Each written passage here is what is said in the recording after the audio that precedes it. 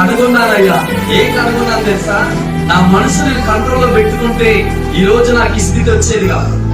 నా మనసు నేను కంట్రోల్లో పెట్టుకోలేదు. స్థిరమైన మనస్సు నాకు లేదు. అందుకే నా పరిస్థితి అయింది. పాపం నా మీద ఏలుబడి చేస్తుంది. ఈ రోజు నేను నష్టంలో ఉన్నా, పాపంలో పడిపోయినా, శాపంలో పడిపోయినా. శుద్ధ హృదయం నాకు దయచేయి, మేలుతో నన్ను నింపు. అందుకు స్థిరమైన మనస్సు నాకు కావాలి. స్థిరమైన మనస్సు నాకు దయచేయి. స్థిరంగా ఉండిపోయాడండి. ఎన్ని ఆశీర్వాదాలు, ఎన్ని దీవెనలు, ఎన్ని అద్భుతాలు, ఎంత గొప్ప శాంతి.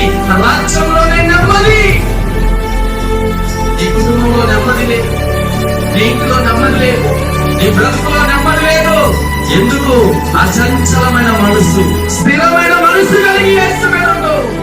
నీ పాపం పోతుంది, నీ శాపం పోతుంది, నీ రోగం పోతుంది, నీ ఇబ్బందులన్నీ పోతాయి, నీ కష్టాలన్నీ పోతాయి. దేవుడు దీవించి ఆశీర్వదిస్తాడు.